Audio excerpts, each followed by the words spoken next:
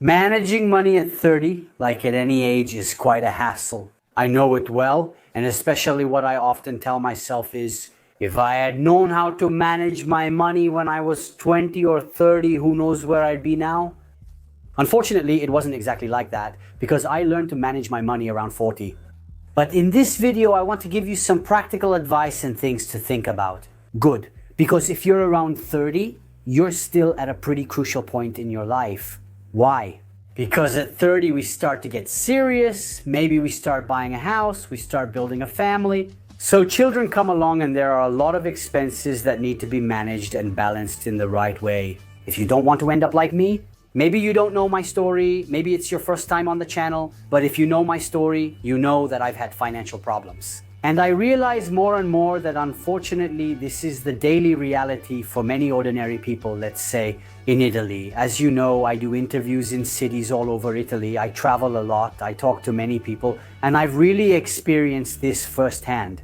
There are a lot of people who don't even ask themselves how to manage their money. I mean, they just don't manage it at all. And that's a huge mistake. If you're here, you probably want more control over your finances. It means you're asking yourself some questions. It means maybe you've realized that you don't know enough about managing money. That's why I think the first thing you should do in your 30s is not spend all your money without thinking about the future. This is one of the main mistakes because we live too much in the present. Be careful. We need to find a balance. You shouldn't go overboard and only think about the future without enjoying the present, because otherwise it doesn't make sense. But we need to keep an eye on the future. And keeping an eye on the future doesn't necessarily mean when we'll be retired, but it can also mean just 3 months, 6 months, or a year from now. Okay? So even things like, for example, learning to plan for major expenses, such as buying a car, is something very important. Even if we're 30, and I'll explain to you right away why. At 30, what a lot of people do is buy a house, start a family. Now, when you buy a house and you don't have any money saved up because you haven't saved, what happens? First, you might have to get a 100% mortgage, use some tricks. Sometimes you even have to take out a personal loan because you don't have the down payment. So you have to use a few workarounds.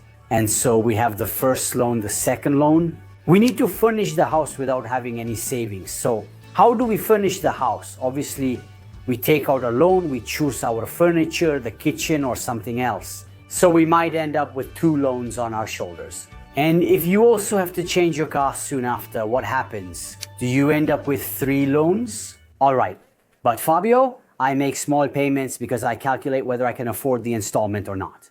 Guys, having 3 active loans at 30, when you're starting a family, means you're tying yourself up, because then what happens? Unexpected expenses come up, and if you lack money, what do you do each time?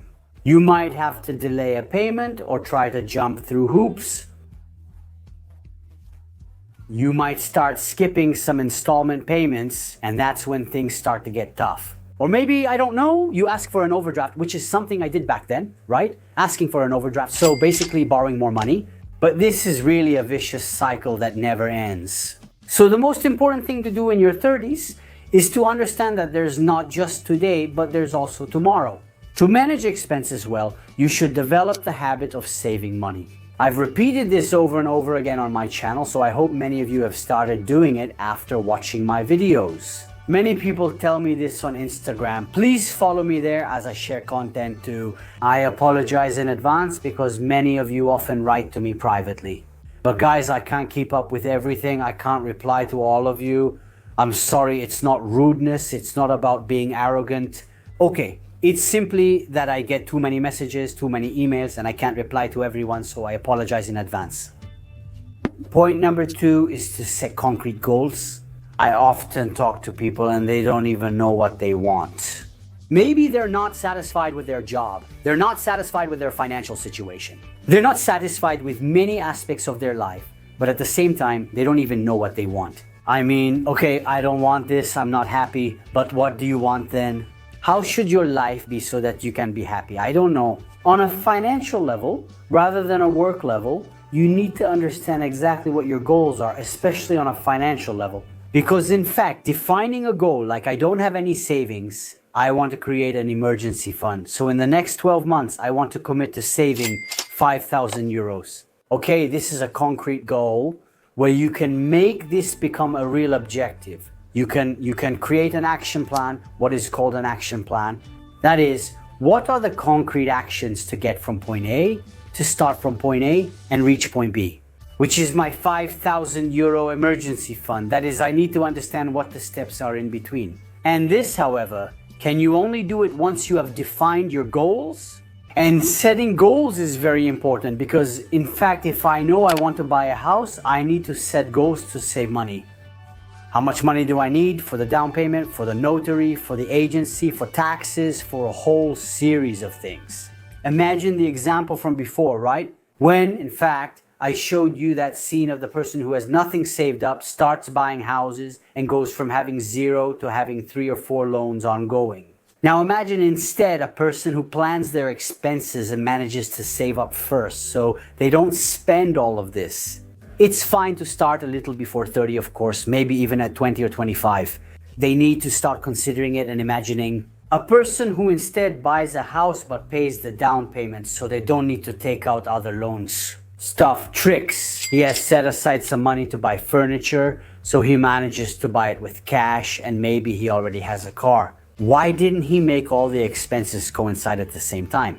Because that's another thing that often destroys people's finances when everything happens at once. If you instead plan and set clear goals, you can also spread out your goals better. Give yourself a time frame that is sustainable for your salary and your lifestyle. So, when you buy a house and you only have the mortgage without other loans, and maybe you want to start a family, have kids and everything, that's one thing. But owning a house with 2 or 3 additional loans is a completely different situation. I'm telling you this as someone who's been through it, and you know very well how I ended up. So really, in my opinion, this is a fundamental point. It's a way of thinking, a very simple way of living. A very simple principle to follow is to learn to say no to unnecessary expenses. Guys, I know that we're constantly bombarded by advertisements, by offers, by this and that. The new phone and the television, there's really everything. But if we learn to say no to unnecessary expenses, we can cut a significant part of our daily spending, which can turn into savings. It may sound silly, but that's the point. I mean, if you say yes to everything that comes to your mind to buy, you'll blow through all your money at the speed of light. That's probably the situation you're in. Let me give you a simple example. Just recently last year, we bought a stationary caravan at a campsite. It's a bit like having a second home, and as a result, there are things to deal with since it's something new. There are a lot of things to buy, a lot of things we need, and a lot of things we'd also like to do to make it a bit nicer and a bit more functional. But what I told my wife, seeing our approach right away as soon as we opened, because obviously it's something new, you're happy and enthusiastic. I said, honey, let's calm down, because if we start buying everything we want here, we won't go home anymore and we'll spend a ton of money. Let's start with the essential things we need, and then we'll do this slowly, maybe over 2, 3, 4 years. Because by spreading out the expenses over 4 years or even 3 years, it's already a different thing. This means learning to say no to unnecessary expenses. Then, if you're aware of your expenses, you have some money set aside and you want to treat yourself. That's legitimate. I'm not saying no, but on the contrary, if you don't have control over your finances, you don't have any savings, and you're full of loans, saying yes to all the temptations we face every day only makes things worse. Well, there's a whole discussion to be had about emotions, spending, and so on, but this isn't the right context. Maybe we'll discuss it in another video. If you're interested and haven't subscribed, please subscribe. Then another important thing, once we've set our goals, eliminated unnecessary expenses, learn to say no, and have some savings set aside.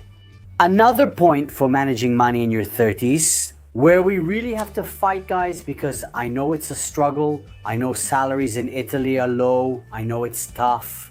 That's why you need to learn to manage your money as well as possible. Because if you end up starting a family with a mortgage on your shoulders, loans and everything else, it's a mess. You don't go out anymore and you end up making sacrifice after sacrifice. I've really been through it. I know what it means, and I can guarantee you it's not nice. So it's really important not to fall into the trap of installments, not to fall into the trap of loans. And I know it's getting easier and easier because now we have Karna that lets you split payments into 3 installments. Then there's Cofidis, where you can pay over a year without paying interest, and this makes your mouth water. I know it very well, but one important thing, if you want to have more freedom, if you want to have more money in your pocket, is to reduce it as much as possible. Fixed expenses and installments are fixed expenses, besides the fact that you're paying more for everything you buy than its normal price. Why? Because exactly there are interests to pay, then in some situations instead there are no interests, and that's fine, but that's not an excuse. We should learn to think about buying things with cash. I can guarantee you that many things can be bought with cash. Obviously, if you set goals, if you plan your expenses, if you make a budget, if you have control over your money, and so on. I know it might seem impossible to you if you're starting from scratch. Obviously, this is a journey you have to take. It's not like you can just start from zero and buy everything that comes out.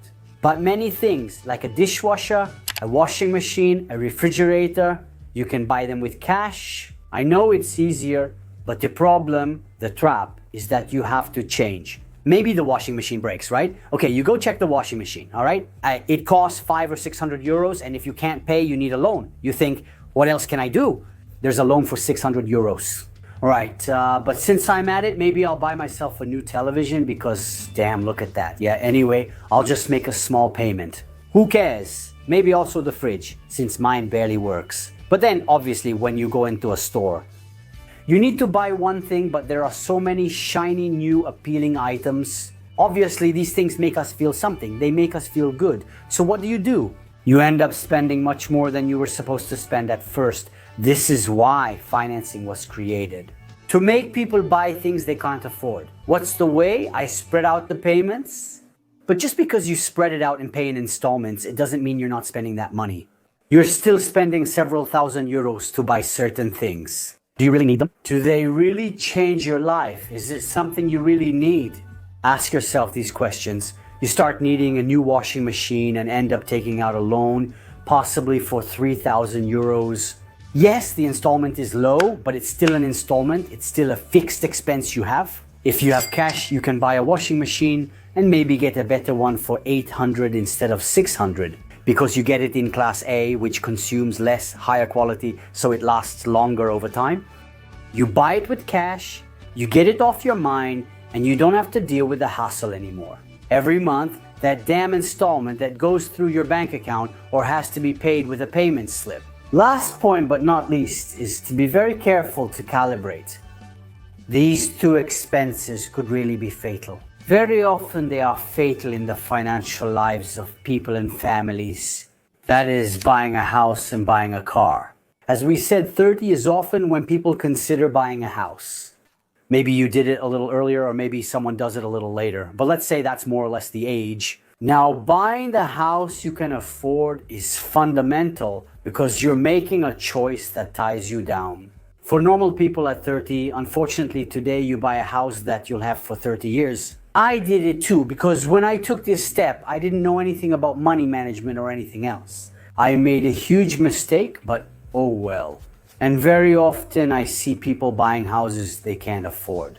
I know it's cool to have a garden. I know it's cool to buy everything you want in a new building. But if you can't afford that house, you shouldn't buy it. So, the point is to think the other way around, meaning it's not about buying an expensive house. And then I adjust the number of years based on the payment I can afford, because that's a completely distorted way of thinking. We should instead consider what we can truly afford, otherwise, what's the point? It's true that the bank might give you a payment that's at least 30% of your income, but you should calculate a payment that's at least 30% of one person's salary. Because very often it's true, both people work, but what if something happens if one of the two loses their job?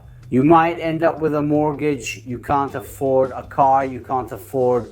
So that's two big payments, the furniture installment, an unexpected expense, and more. I mean, are you really stretched thin within 2 or 3 years? And just imagine what happens if kids come along, because then kids do come along.